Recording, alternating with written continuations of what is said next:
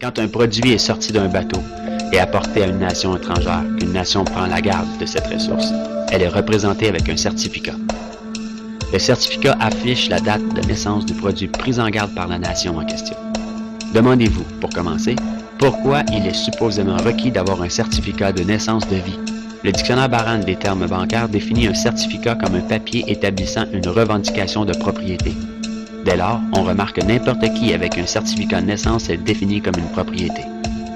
La propriété de qui? Tu sais, à l'école, on nous a appris à être Pierre Daou au lieu d'avoir Pierre Daou. C'est ça le drame. On a été floués. Êtes-vous Pierre Daou? Tu sais, on veut que je dise oui à cette question, puis la réponse c'est non. Je ne suis pas Pierre Daou. J'ai Pierre Daou. C'est mon nom. Je possède ce nom. Je possède cette personne légale. Et ma job, c'est de l'administrer.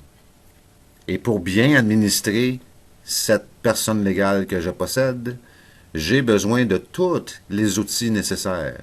Un de ces outils-là s'appelle la sûreté de sa personne, tel que décrété à l'article 1 de la Charte des droits et libertés du Québec.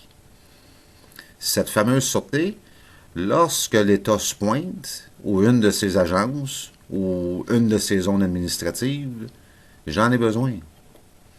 Parce que je ne suis pas la sûreté de Pierre Daou. J'y ai droit. C'est très différent. Et si je la réclame, on doit me la livrer, cette sûreté. C'est ça le deal. C'est ça le contrat social. Vous avez le droit d'apprendre la vérité. Et la vérité, c'est que non, je ne suis pas Pierre Daou, je possède cette entité légale. Et j'ai droit à la sûreté de cette entité légale. La seule et unique raison pour laquelle on veut que nous soyons cette personne légale, c'est la dette publique. On veut que nous soyons la sûreté de cette dette publique. Ça tient par un fil, cette histoire-là. Une sûreté, c'est une garantie monétaire. C'est rien d'autre, légalement parlant. Peu de gens savent aujourd'hui que l'histoire des États-Unis, depuis la Révolution de 1776, a été en grande partie une lutte épique pour se libérer du contrôle des banques mondiales dominées par les Rothschild. Cette lutte a finalement été perdue en 1913, quand le président Woodrow Wilson a signé la loi de la réserve fédérale, donnant le pouvoir de créer l'argent américain à un cartel de banques internationales. Le pouvoir de ce système est profondément ancré, et le silence des médias et du monde de l'éducation à ce sujet est profond, lui aussi. Il y a des années, un vice-premier ministre du Canada a fait un sondage informel auprès de nombreux professionnels bien éduqués et auprès de simples citoyens. Il a constaté qu'aucun d'eux ne comprenait vraiment comment l'argent était créé. En fait, on peut probablement dire que la majorité des gens, y compris les simples employés des banques, n'ont jamais réfléchi à la question. Et vous? Le système moderne de l'argent-dette est né il y a un peu plus de 300 ans, quand la première banque d'Angleterre a été créée par une charte royale lui autorisant des prêts fractionnels de dépôt d'or au ratio de 2 pour 1. Ce modeste ratio était le premier pas. Le système est maintenant mondialisé. Il crée des quantités virtuellement illimitées d'argent à partir de rien. Et presque tout le monde sur la planète est enchaîné à une dette sans cesse grandissante, qui ne pourra jamais être repayée. De toute évidence, l'enjeu est considérable.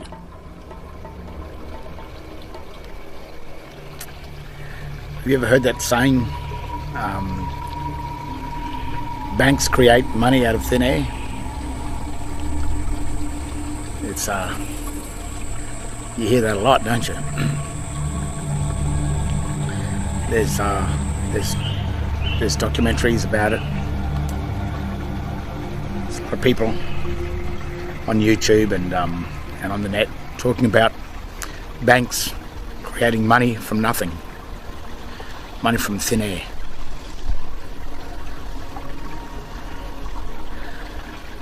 Well, that's probably what the banks want you to believe as well, because while you believe that, you won't know how banks really work. And that's how banks need you to be. Because banks don't create money from thin air. They create the dollar from thin air. And a dollar is a debt note. A dollar is not money. So what the banks do is they create the debt out of thin air, not the money, the debt. And you spend the rest of your life creating the money, which is the real wealth, the gold, the silver, the oil, the energy. You create that to settle the debt that was created by the bank.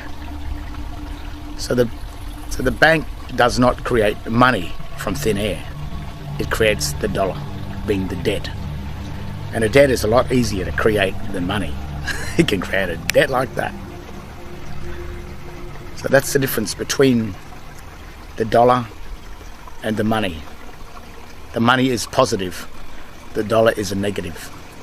And to create a negative, then to confer the negative upon another unsuspecting person, then that person will spend the rest of his life settling the dollar with real money. But you will also notice that when you want to borrow from a bank, the bank does not lend you the dollar straight up. The bank gives you one of their accounts to hold, so that no matter what you do with their account, it is your liability. You are the one that held the account, that acted as the account holder, and you are the one holding their account that agreed to borrow the dollar and place yourself in debt for the rest of your life. So that's how it works. The banks don't create money from thin air. They create the dollar, being the debt.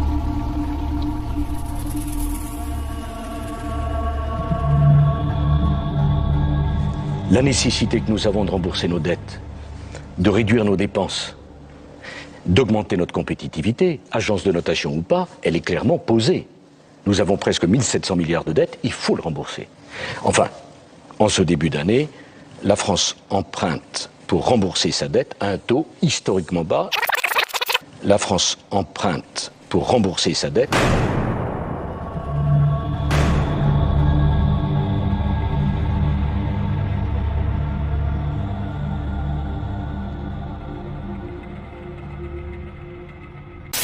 Les prêts que contractent nos gouvernements auprès des banques centrales ne seront jamais remboursables parce que les gouvernements empruntent tous les jours, quotidiennement, de l'argent aux banques pour financer le système de santé, le système d'éducation, les allocations familiales, vos fonds de retraite et tout ce que vous pouvez imaginer.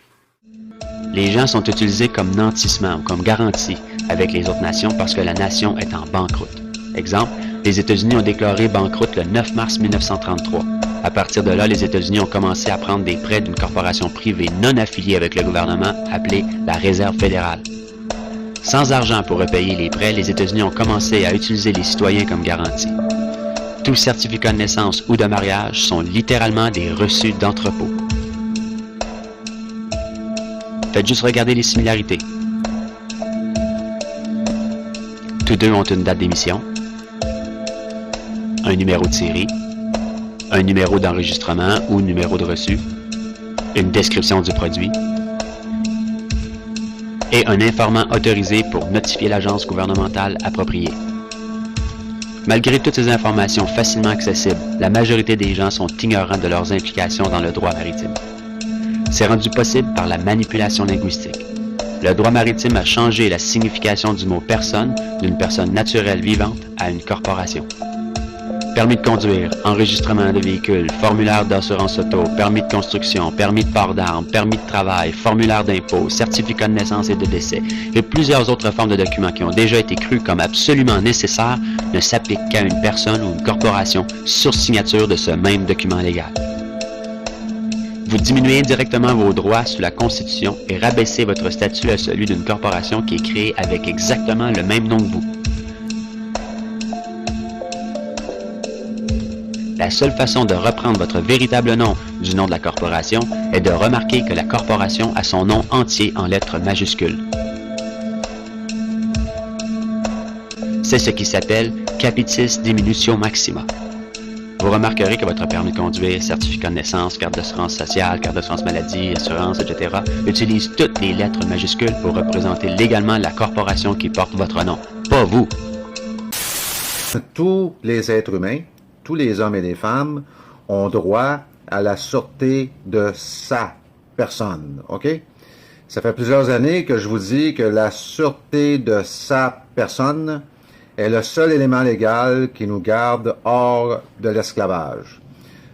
C'est-à-dire qu'il y a une dette ici au Québec, on appelle ça la dette publique, et puis c'est impossible de mettre des hommes et des femmes en collatéral versus cette dette publique.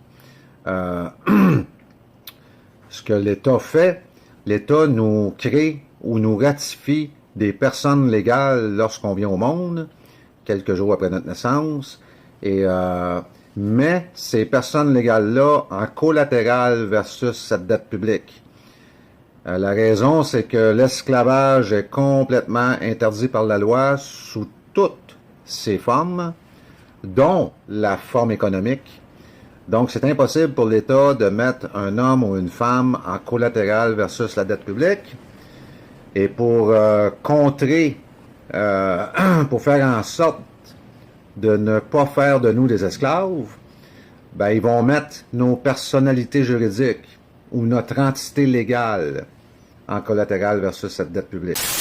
Avec cet acte de naissance, ils ont déterminé par le biais de tables de mortalité actuarielle, ils ont pu déterminer combien on coûtait, combien on allait rapporter, combien on était estimé par le biais des assurances-vie, le calcul des assurances-vie. Quand ils nous ont estimé, mais la personnalité juridique, ils l'ont transformé en bien financier, une valeur mobilière, qui se servent de nos personnalités juridiques et de l'énergie qu'on va dépenser toute notre vie, pour faire des crédits, pour se servir de nous comme des garants, des garanties, des cautions, pour financer l'État. Si bien que sans nous, ils n'auraient pas de financement. C'est parce qu'on consent à être dans la société qu'ils ont de la puissance. Sans nous, ils n'ont rien du tout. Néanmoins, la personnalité juridique qui ne vous appartient pas, elle est associée à des numéros. Je ne sais pas si ça vous parle, mais souvent le gouvernement vous dit que les Français sont rattachés à la dette publique et qu'on est endetté et qu'on doit payer par foyer ou par personne.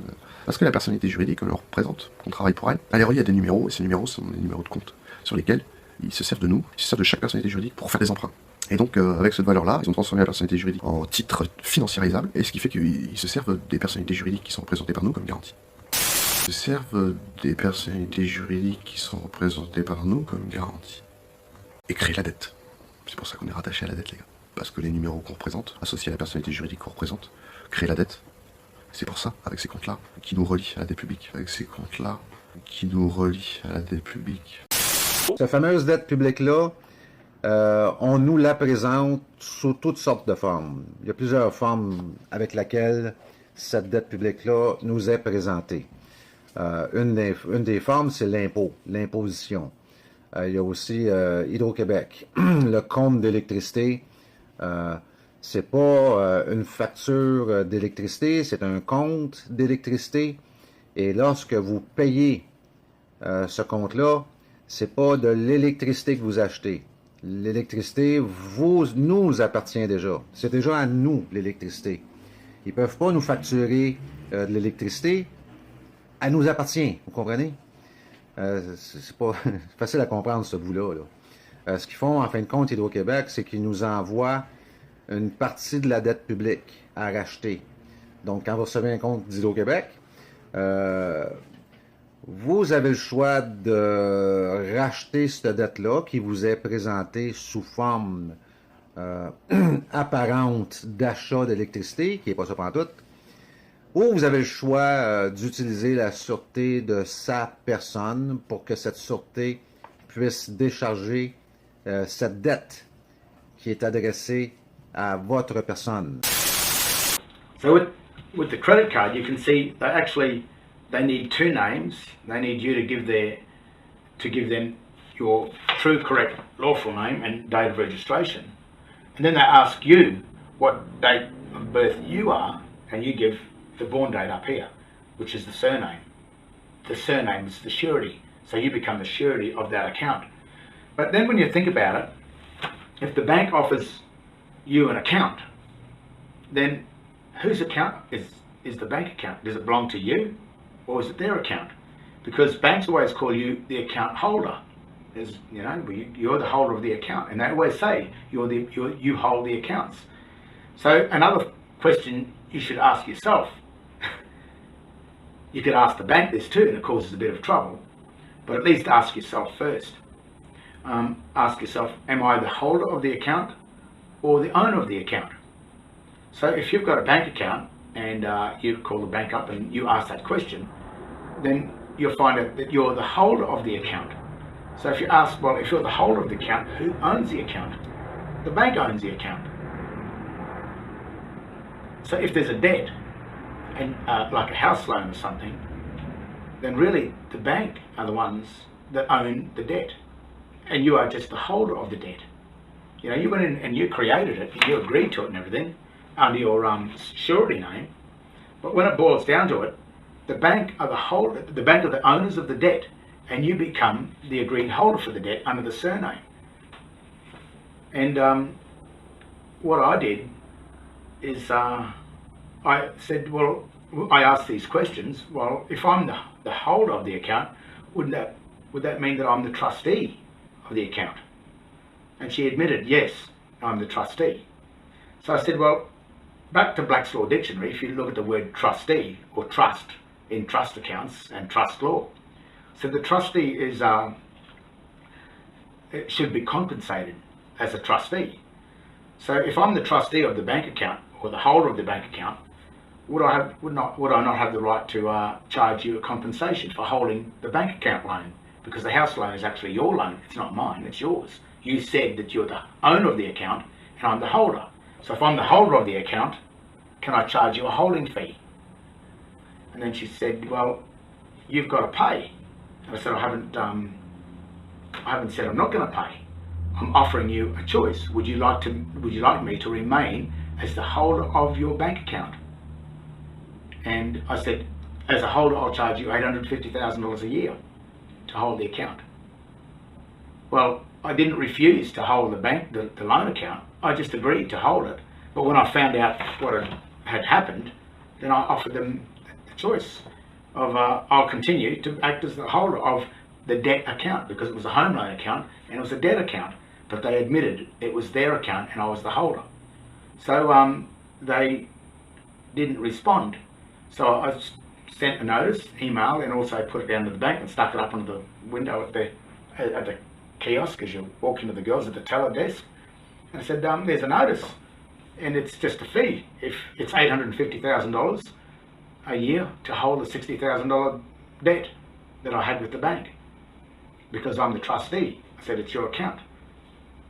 And that was it. They didn't respond. They didn't pay the fee.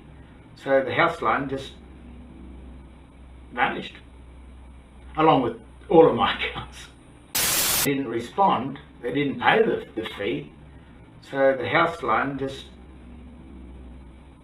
vanished, along with all of my accounts.